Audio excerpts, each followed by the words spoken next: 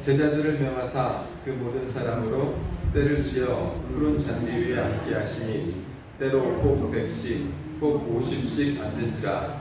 예수께서 떡 5개와 물고기 2마리를 가지사 하늘을 우러러 축사하시고 떡을 떼어 제자들에게 주어 사람들 앞에 놓게 하시고 또 물고기 2마리도 모든 사람에게 나누어 주시매 다 배불리 먹고 남은 떡 조각과 물고기를 12바구니에 차게 거두었으며 떡을 먹은 남자가 5,000명이었더라.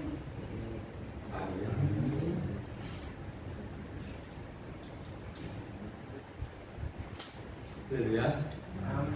오늘 저는 오늘 말씀을 통해서 생명의 떡이라는 제목으로 한 말씀을 나누려고 합니다.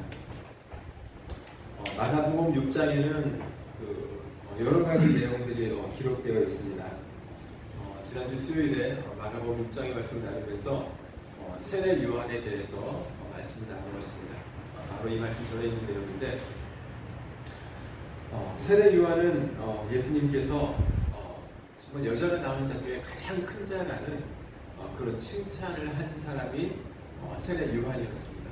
그런데 너무나 불행하게도 말씀을 읽어보면 세례 요한은 그 왕의 죄를 지적하다가 그 왕에게 참수형을 당하는, 목이 잘려서 쟁반위에 들려서 많은 사람 앞에서 조롱거리가 되는 그런 죽음을 당하는 엄청난 일이 오늘 저희가 읽은 본문정에 있었습니다. 즉 우리가 읽은 말씀이 어떻게 보면 예수님께서 행하신 이적 중에 가장 큰 이적이라 할 수 있습니다. 유괴 이적이라고 한다면 예수님께서 생명을 살리시고 죽은 자를 살리시고 또 예수님이 부활하신 사건을 제외한다면 아마 예수님의 행하신 이적 가운데 가장 큰 이적이 오늘 본문의 이적이 아닐까. 보리떡 5개와 물고기 2마리로 5,000명을 먹이신 이 엄청난 이적. 이 이적이 일어나기 바로 전에 일어난 사건이 성경에서는 세례 요한의 죽음이었습니다. 여러분, 세례 요한이 어떤 사람입니까? 세례 요한은 예수님이 오시기 전에 예수님의 길을 닦은 사람입니다. 즉 예수님이 하신 일들을 미리 준비하고 많은 사람에게 알려준 사람입니다. 그래서 어떻게 본다면 이 세례 요한의 사역을 계승한 사람, 이어간 사람이 예수님이라 할 수 있습니다. 그런데 이 당시에 즉 모든 이스라엘 백성들이 하나님이 보내신 선지자를 여겼던 이 세례 요한이 무엇을 당했다고요? 참수형을 당합니다. 목이 잘리는 사건을 통해서 또 수많은 사람 앞에서, 대회장 앞에서, 그렇죠, 큰 잔치 가운데서 쟁반에 그 머리가 달려서 들려오는, 그래서 그 당시에 있는 모든 권력자들 앞에서 조롱거리가 되는, 어떻게 보면 내가 하나님을 믿는 믿음, 내가 하나님을 믿는 신앙이 아무것도 아닌 것이 되어버린 그런 사건입니다. 사랑하는 여러분, 여러분이 예수를 믿고 이 땅을 살아가면서 정말 우리가 사는 이 시대에 이러한 일들이 없었으면 좋겠습니다. 생각해 보세요. 한국 교회의 가장 큰 영적인 지도자, 지금 제가 누구라고 딱히 말할 수 없지만 가장 큰 교회 목사님, 이 가장 큰 교회 목사님이 이 세상 정치에 대해서 그냥 참수형을 당하는, 감옥에 들어간다든지 이런 형을 당하는 이런 일이 우리가 일어났습니다.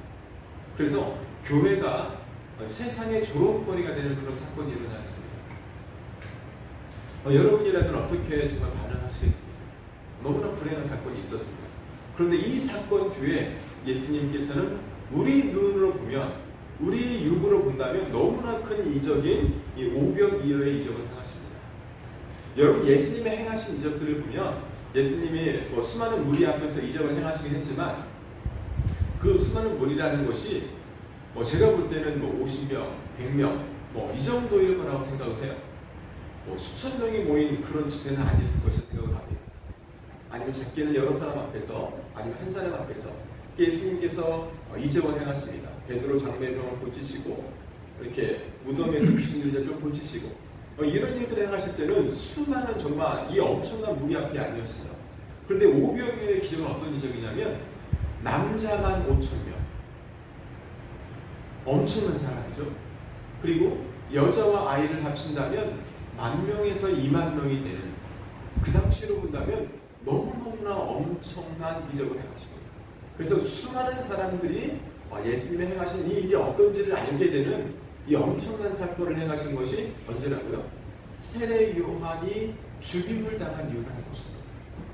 수많은 사람이 내가 믿고 있는 하나님을 믿는 이 신앙이 절망당하고 내가 믿는 이 신앙이 어떻게 보면 낙심에 빠진 그 순간에 예수님께서는 이 오병이어의 기적을 행하셨다는 것입니다. 여러분, 이 오병이어의 기적은 어떻게 보면 단순히 보르토 5개와 물고기 2마리가 이렇게 많은 것이 되어서 사람들이 먹게 되는 어떤 단순한 어떤 물질적인 그러한 사건이 아니라고 저는 생각을 합니다. 어떻게 보면 새로운 창조의 이적이라 할 수 있는 없는 것에서 있는 것을 만드신 엄청난 사건이라고 할 수 있습니다. 그리고 또한 12강수리가 남았다고 합니다. 수많은 사람이 배불리 먹고도 모아 거둔 조각들이 12강수리가 되었다는 하나님의 풍성한 그런 공급도 하나님께서 우리 가운데 보여주기도 합니다. 자, 그렇다면 왜 하나님께서는 예수님께서는 아니면 이 성경의 기자는 마가복음을 기록한 이 마가는 왜 이 오병이어의 사건을 이 마가복음에서 왜 세례 요한이 죽은 바로 다음에 이 사건을 기록했을까? 그리고 왜 예수님께서는 세례 요한이 죽은 이후에 이 일을 행하셨을까? 예수님은 이 오병이어의 사건을 그 전에도 그 후에도 할 수 있는데 왜 이 시점에 이 이적을 행하셨을까? 사랑하는 여러분, 세례 요한은 마태복음 11장 1절과 누가복음 7장 28절에 보면 여자가 낳은 자 중에 세례 요한보다 큰 이가 없다라는 이렇게 위대한 하나님의 선지자임을 예수님은 말씀하셨습니다. 그런데 그렇게 위대한 하나님의 선지자가 세상의 권력 앞에서 그냥 이슬처럼 사라지는 이러한 일들을 당했다는 것입니다. 너무나 안타까운 사실입니다. 사랑하는 여러분, 우리가 살고 있는 시대에 우리가 기도할 것은 정말 저희가 살고 있는 이 시대에 교회가 세상의 권력 앞에서 이런 일을 당하지 않기를 기도합니다. 여러분, 우리 역사를 조금만 돌아보면 복음이 이 평양에서 먼저 대부흥을 일으켰습니다. 남한 지역보다. 지금 북한에 있는 평양에서 우리 교회사에서 말하고 있는 평양교회 대부흥이 일어났습니다. 그래서 정말 죽은 자가 살아났다는 보고도 있고 수많은 병자들이 고침받았다는 보고가 있고 교회에서 집회를 하는데 마을 사람들이 막 물을 양중에 떠와서 교회에 물을 퍼붓습니다. 왜요? 교회가 불타고 있으니까. 그런데 물을 붓고 나니까 그 불이 그냥 불이 아니라 성령의 불이라는 이런 기록까지 있는 곳이 평양교회입니다. 그런데 이 평양교회에서 어떤 일이 일어납니까? 일제시대하에 있었습니다. 일제가 이제 교회가 온전하게 예배를 드리지 못하도록 합니다. 예배는 허락하는데 조건을 합니다. 그 조건이 뭐냐면 그들의 형상에도, 즉 일본이 믿고 있는 그 신의 형상 앞에도 절을 하고 예배를 드리라는 신사참배를 강요합니다. 그런데 수많은 목사님들이 모여서 그 신사참배에 가결을 합니다. 왜 가결을 하죠? 목숨이 아까워합니다. 다 죽을 것 같으니까. 내가 죽으면 어떻게 우리 교회를 지키지? 이런 변명이 있습니다. 이런 핑계가 있습니다. 그리고 모든 교회들이 이제는 신사참배를 하고 나서 예배를 드리는, 자, 하나님이 원치 않는 그런 예배를 우리가 원하는 모습으로 드리는 그런 일들이 한국교회에 있었습니다. 그리고 나서 어떤 일이 일어납니까? 남과 북이 갈리는 일이 일어나고 6.25 전쟁이라는 엄청난 비극이 한국교회에 일어났습니다. 오늘 저는 한국교회 상황을 보면서 한국교회가 이런 일을 또 당하지 않을까라는 그런 염려와 기도가 있습니다. 우리가 뽑은 대통령이, 우리가 선출한 대통령이 교회를 말살시키는 그런 일들을 하지 않을까 염려가 됩니다. 그런데 그런 일들을 한 사람이 누구예요? 우리라는 거예요. 수많은 교회 목사님들이, 대형교회 목사님들이 자신의 안위를 위해서 침묵하고 자신의 안위를 위해서 아무것도 하지 않는 그런 사건으로 인해서 정말 한국 교회 안에 어떤 일이 일어날까 하는 염려가 있습니다. 그런 일이 일어나지 않기를 기도하지만 정말 그런 일이 일어날 때 세례 요한처럼 이 왕의 죄를 지적하며 회개하라는 그런 외침을 한국 교회가 할 수 있을까? 만약에 한국 교회가 그런 일에 침묵한다면 하나님은 한국 교회를 또 어떻게 심판하실까? 어떻게 정죄하실까? 하나님은 한국 교회의 구원을 베푸시고 은혜를 베푸시고 다시 새롭게 하셨지만 한국 교회가 또다시 그런 일들을 우리 가운데 행한다면 정말 한국 교회가 어떻게 변할지, 한국의 미래가 어떻게 변할지 염려되는 그런 마음이 있습니다. 사랑하는 여러분, 세례 요한의 죽임을 통해서 그리고 하나님을 믿는 이 신앙이 세상의 정치 앞에서 완전히 무너지는 그 순간에 예수님은 이 오병이어의 이적을 행하십니다.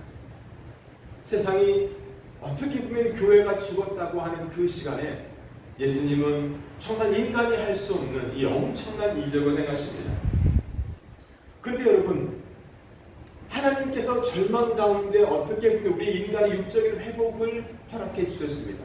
즉 무리가 수많은 무리가 예수님을 따라와서 한 들에서 배가 고파오는 음식을 구할 수 없는 이 시간에 예수님께서 우리 육의 필요를 채워주신 이 엄청난 사건이 오병이어의 사건인데, 정말 하나님께서 나의 필요를 채워주는데, 내 육의 필요를 채워주시는데, 하나님께서 우리 가운데 육의 필요를 채워주는 그 궁극적인 목적이 무엇일까요? 왜 하나님이 우리에게 축복을 주실까요? 만약에 이 오병이어가 축복이라면, 즉 하나님이 내게 필요한 물질을 공급해 주시고 내가 병들은 나의 병을 고쳐주시고 내 어떤 문제들을 해결해 주시는데 그러한 이유가 무엇일까요? 여러분, 세례 요한을 죽인 헤롯 왕은 그가 왕이지만 그는 그가 다스리는 이스라엘 백성들을 위하지 않았습니다. 어떻게 보면 자신의 욕망과 자신의 권력을 지키기 위해서 자기 자신이 이 세례 요한이 의로운 사람인 것을 알면도 불구하고 자신이 한 말이 자신의 딸 앞에서 네가 원하는 것은 무엇인지 주겠다, 춤 한 번 추었다고 내 왕국의 절반을 주겠다고 이 헛된 맹세를 하고, 저는 만약에 이 왕이, 헤롯 왕이 이 딸이 왕국의 절반을 달라고 했으면 줄 수도 없었고 주지도 못했을 것입니다.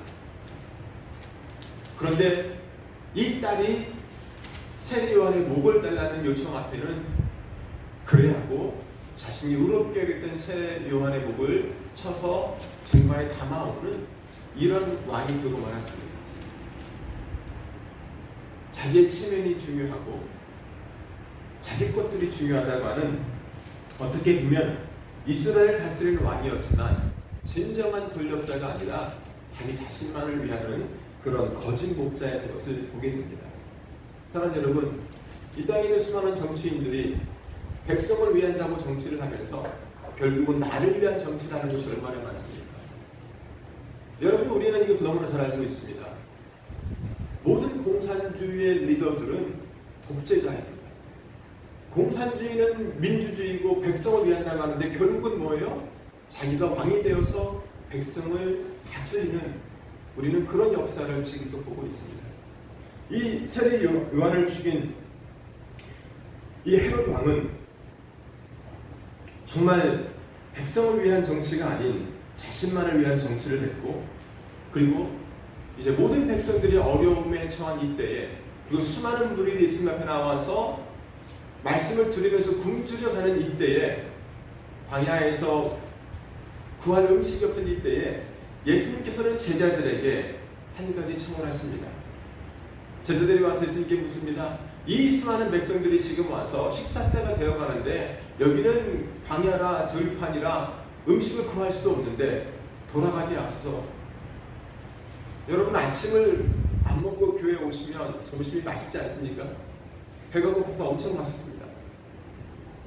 육의 필요를 채우지 못하면 우리는 누구나 이렇게 궁핍할 수밖에 없는데, 이 백성들이 음식이 없어서 굶주려 가는 것을 보고, 즉 배가 고파오는 것을 보고 해결책이 없으니까 돌아가게 하자. 그런데 예수님께서 제자들에게 너희가 먹을 것을 주라고 합니다. 제자들이 아무리 생각해봐도 계산해봐도 음식을 구할 방법도 없고 돈도 엄청나게 필요하지만 설령 돈이 있다고 해도 어떻게 우리가 여기서 땅을 구할 수 있겠습니까? 그런데 예수님께서는 너희가 주라고 합니다. 사랑하는 여러분, 예수님께서는 정말 절망적인 상황 가운데서도 믿음의 사람들에게 작은 것을 요구하십니다. 여러분과 제가 할 수 있는 그 어떤 것을 요구한다는 것입니다. 사랑하는 여러분, 여러분과 제가 어떻게 보면 멸망에 가고 있는, 만약에 대한민국이 멸망에 가고 침몰에 가고 있어요. 그럼 그 가운데 내가 할 수 있는 것은 나는 아무것도 없잖아요. 나는 그냥 이름 없는 한 시민에 불과합니다. 정치적인 권력도 없죠. 물질도 없죠. 아무것도 없어요. 그런데 하나님은 여러분에게 작은 것을 요구할 수 있어요. 여러분과 제가 우리 민족을 위해서, 한국 교회를 위해서 기도할 수 있는 줄로 믿습니다. 하나님은 작은 것을 요구하세요. 너희가 먹을 것을 주라고 합니다. 제자들은 지금 자기들이 먹을 빵도 없는데 너희가 먹을 것을 주라고 하십니다. 그래서 제자들이 찾아보니까 한 어린 소년이 가져온 우리도 5개와 물고기 2마리가 있는데 이것을 이 소년이 자기가 먹지 않고 제자들의 손앞에 가져다 줍니다.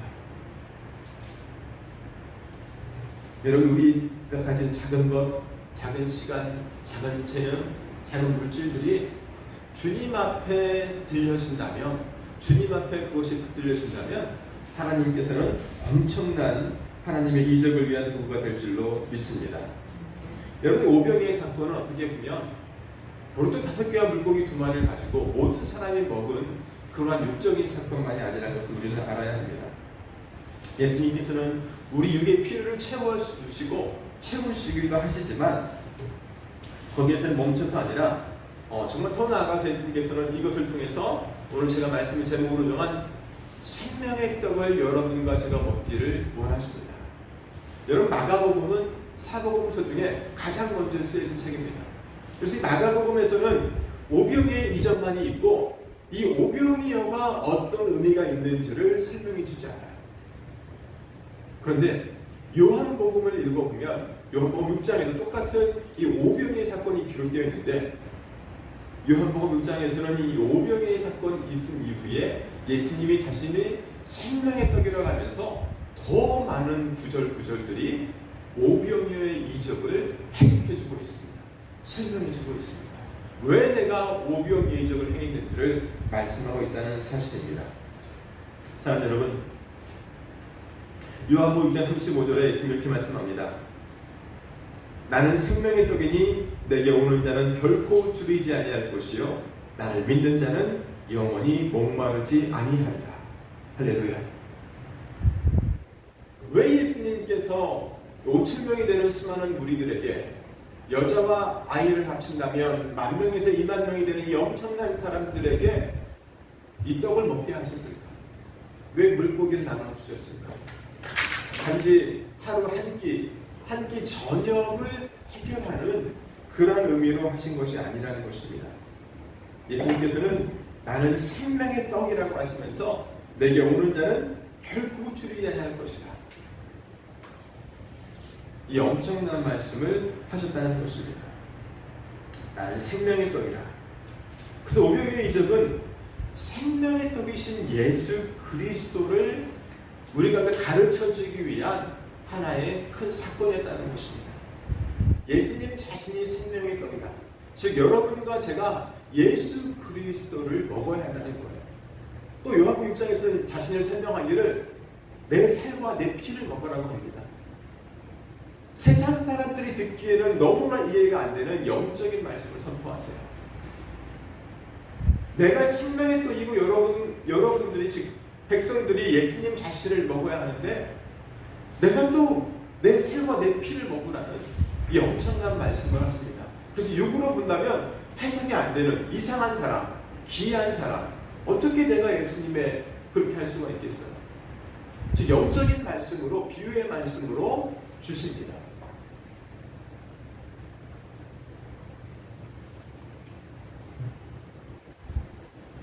요한복음 6장 27절에서 예수님 이렇게 말씀하십니다. 썩을 양식을 위하여 일하지 말고 영생하도록 있는 양식을 위하여 일하라. 사람들이 이 오병이어의 이적을 맛본 이후에 더 많은 물이 예수님께 나와왔습니다. 이때 예수님께서 내가 생명의 떡이라고 말씀해 주시는 장면들이 요한복음 6장에 자세하게 기록이 되어 있습니다. 오병이어는 물질적인 필요를 채우는 사건이었지만 이것을 통해서 예수님은 너희가 진정으로 먹어야 할 것은 예수님 자신, 나 자신이라고 설명해 주십니다. 오병이어 이적은 이렇게 말을 합니다. 내게 나아오라. 내가 떡을 줄 뿐만 아니라 나 자신을 너희에게 주겠다. 나를 먹고 나를 믿으라고 합니다. 그러면 너희가 영원히 배부를 것이라고 합니다. 사랑하는 여러분이 오늘 예수님께서 오병이어의 이적 이후에 자신을 설명하신 내가 생명의 떡이라고 하신 이 영적인 의미를 여러분과 제가 받아들이고 여러분과 저도 이 예수님께서 이 베푸신 이 놀라운 이적을 여러분과 저도 함께 먹어야 한다는 것입니다. 여러분 구약에 보면 이스라엘 백성들이 광야를 지날 때 어떤 일이 있습니까? 광야를 지날 때에 광야에 음식이 없는데 하나님께서 이스라엘 백성들을 구름 기둥으로 낮에는 보호하시고 밤에는 불 기둥으로 따뜻하게 하시고 그리고 그 가운데 양식을 주셨습니다. 그 양식이 뭐죠? 만나죠. 하늘에서 예수님께서 이 만나를 내려주셨습니다. 근데 이 만나를 주신 이 육적인 필요를 채우는 것도 단지 어떤 육의 필요를 채우는 그런 사건이 아니라는 것을 알아요. 하나님이 내려주시는 하나님의 말씀을 먹고 살아야 하는 그런 우리가 존재하는 것을 깨우쳐 주시기 위한 것입니다. 하늘의 양식, 예수님은 요한복음 6장에서 그 하늘의 양식, 그 만나가 곧 나를 상징한다고도 말을 합니다. 그리고 나라고도 말을 합니다. 예수 그리스도를 여러분과 제가 받아야 한다는 것입니다. 사람들은 눈앞에 보이는 떡, 육체 양식에 집중했습니다. 그래서 요한복음 48절에는 나는 생명의 떡이라 하시면서 너희 조상들은 광야에서 만나를 먹어서도 죽었거니와 이는 하늘에서 내려온 떡이니 사람이 이것을 먹으면 영원히 살리라. 만나라는 이 위대한 이적을 체험한 모든 이스라엘 백성도 광야에서 다 죽고 말았습니다. 엄청난 이적을 체험했죠. 그럼에도 불구하고 이스라엘 백성들, 수많은 이스라엘 백성들이 가나안에 들어가지 못하고 죽은 것을 우리는 알고 있습니다. 여러분과 제가 만나를 먹었다면 여러분과 저는 끝까지 하나님을 따를 수 있겠어요? 만나를 먹어서도 수많은 백성들은 하나님을 떠났습니다. 즉 하나님이 나의 육적인 필요를 채워주는데 그 육의 필요를 내가 다 받았다고 했고 즉 그 이적을 내가 체험했다고 해도 그것이 우리 인생의 끝이 아니라는 것입니다. 우리 믿음의 끝이 아니라는 거예요. 믿음의 완성이 아니라 어떻게 보면 우리 믿음의 시작에 불과하다는 것입니다. 오병이어의 이적을 행하신 예수님께서 설명하는 것은 여러분과 제가 예수 그리스도를 다르게 안다는 것입니다. 육체의 떡은 썩습니다. 그러나 예수님이 주시는 이 영생의 떡, 생명의 떡은 썩지 않는 것입니다. 육의 떡은 하루만 지나도 우리가 배고프게 됩니다. 여러분 아무리 맛있는 뷔페집에 가서 아무리 멋진 음식을 먹어도 다음날은 배가 고파요? 안 고파요? 고파요. 그렇게 맛있게 먹었던 것이 허무한 것 같아요. 그렇게 배부르게 맛있게 먹었는데 다음날 되면 또 배고파지는 우리의 모습입니다. 이것이 오병이어예요. 그 맛있는 것을 먹게 한 이유는 하나님의 목적은 다른 데 있다는 것입니다. 예수님을 믿는 자는 영원한 만족과 생명을 얻게 됩니다. 여러분 예수 그리스도를 정말로 만난 사람들은요 이 땅에서 우리가 겪게 되는 그 모든 어려운 문제들이 아무것도 아니게 됩니다. 세례 요한은 이것을 경험한 사람이에요. 그래서 왕의 죄를 지적합니다. 왕이여 당신이 동생의 아내를 취하는 것이 마땅치 않습니다. 감히 왕 앞에서 내가 죽을 수도 있는데 왕에게 그 죄를 지적합니다. 그리고 회개하라고 합니다. 왜요? 이 땅에서의 나의 생명이 전부가 아니라는 것입니다. 그래서 너는 목숨이 두 개냐? 여러분 세상에서 제일 무서운 사람이 누구냐 아세요? 내 목숨을 버리는 사람. 내 목숨을 포기하는 사람. 왜? 이 사람은 무서운 곳이 없거든요. 그런데 예수를 믿는 모든 사람들은요, 내 목숨을 버릴 수 있어야 합니다. 할렐루야. 어렵습니까?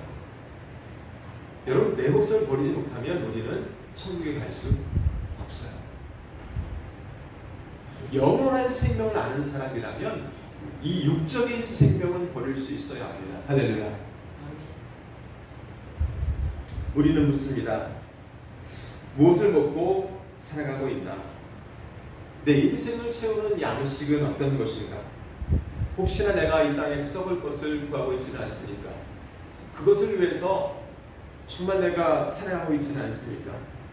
오늘도 예수님은 이렇게 말씀합니다. 나는 생명의 떡이다. 나에게 와서 먹으라.